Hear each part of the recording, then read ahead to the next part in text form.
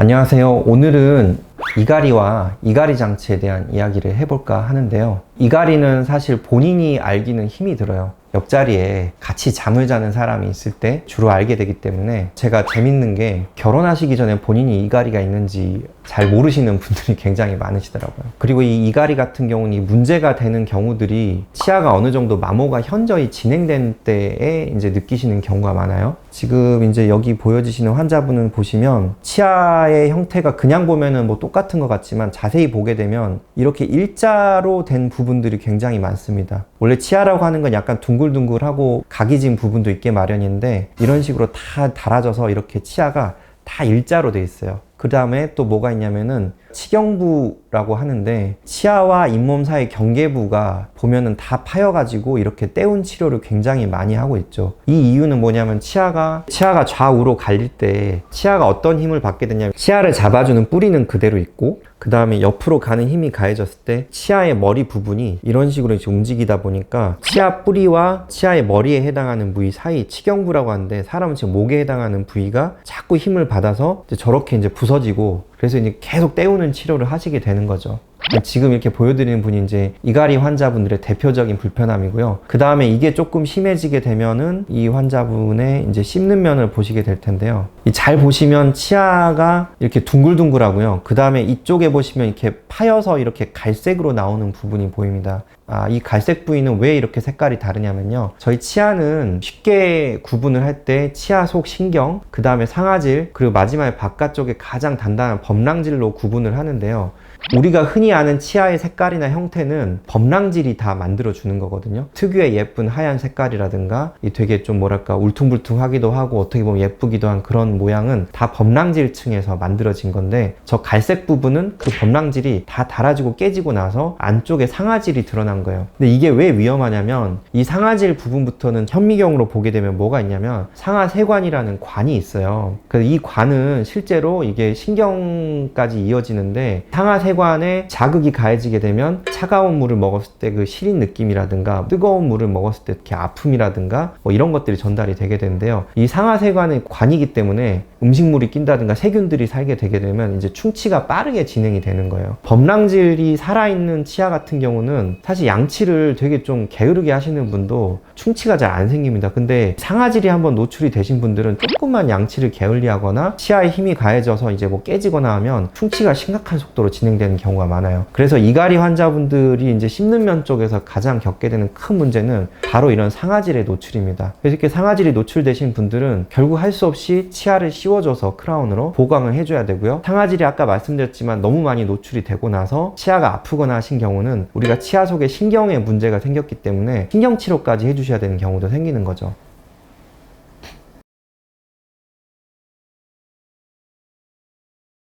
자, 그래서 여기 보시면 치아의 단단한 껍데기 부분은 하얗게 보여지고, 이 치아의 속 알맹이 부분이 이렇게 갈색처럼 보이죠. 그래서 이 속에 보이는 알맹이 부분을 저희가 상아질이라고 하고, 바깥에 하얀 껍데기 부분은 범랑질이라고 하는데, 범랑질 부분은 굉장히 튼튼합니다. 그리고 여기는 뭐 어떤 신경이 분포하지도 않기 때문에 뭐 자극이 가해져도 아프지도 않고, 또 이 부분은 그래서 뭐 약간 깨지고 닳아져도 환자분들이 별 고통을 느끼지도 않고 실제로 치아 건강에도 문제가 없습니다. 하지만 이 갈색으로 된 알맹이 부분, 상아질 부분은 충치가 생기거나 혹은 이제 계속해서 이 이갈이로 인해서 닳아지게 되면 그 안쪽에는 신경이 있거든요. 그 신경이 드러나서 막 아프고 치아가 막 고름이 잡히고 뭐 이런 일들이 생기기 때문에, 상아질이 드러나게 된 치아는 반드시 우리가 이거를 메꿔주거나 크라운이나 뭐 이런 걸로 이제 덮어주셔야 되는 거죠.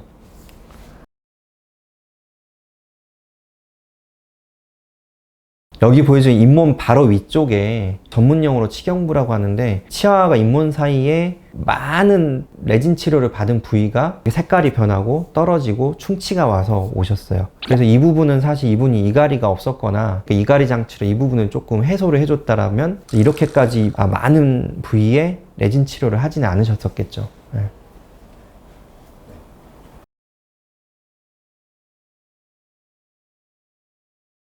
자, 그렇다면 우리가 이런 이갈이가 있으면 손 놓고 있어야 되냐? 이제 그거는 아닙니다. 이갈이 방지 장치라고 하는 게 있는데요. 입안에 끼우는 식으로 돼 있고요. 이제 이런 식으로 치아에 끼웠다가 뺐다가 하는 장치가 있습니다. 저희가 스플린트라고 하고, 이런 식으로 이갈이를 했을 때 직접 치아와 치아가 닿지 않게 해주는 이제 보호 장치라고 보시면 되고요. 요거를 이제 밤에 주무실 때 해주시게 되면 그런 이갈이 증상이 있더라도 치아가 갈아져서 없어지는 거는 보호를 할 수가 있는 거죠.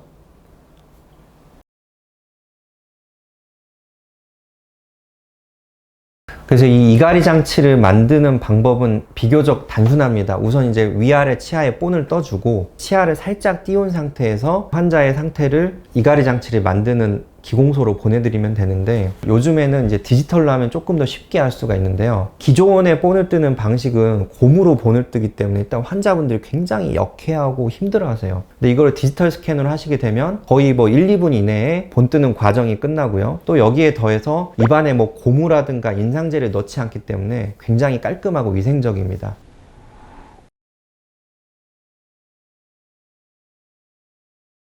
병원에서 본을 뜨거나 아니면 디지털로 구강 스캔을 하시고 나면 이제 이갈이 장치가 오게 되고요. 그 이갈이 장치는 비교적 착용이 쉽고 간편하기 때문에 뭐 특별히 사용 방법이 어렵지는 않아요. 잘 때 끼워주시고 자고 일어나셔서 빼서 잘 세척을 해주시면 되고요. 이갈이 장치 같은 경우는 잘 때 아무래도 쓰기 때문에 세균들이 잘 번식합니다. 그래서 요거를 잘 세척을 해주셔야 되는데, 가장 쉽게 이 부분을 해결하는 방법은 바로 약국에 가셔서 틀니 세정제를 구매를 하시는 거예요. 그래서 이 틀니 세정제가 보면은 보통 이제 알약같이 생겨서 이렇게 물에 넣고 이렇게 넣어 놓으면 알아서 이제 이게 약이 퍼지면서 닦거든요. 그래서 빼서 물로 헹궈 주시면 끝나기 때문에 굉장히 세척이 쉽습니다. 그래서 틀니 세정제를 꼭 준비를 하셔가지고 이갈이 장치를 깨끗하게 관리를 해주시면 구강 위생에 많은 도움이 됩니다.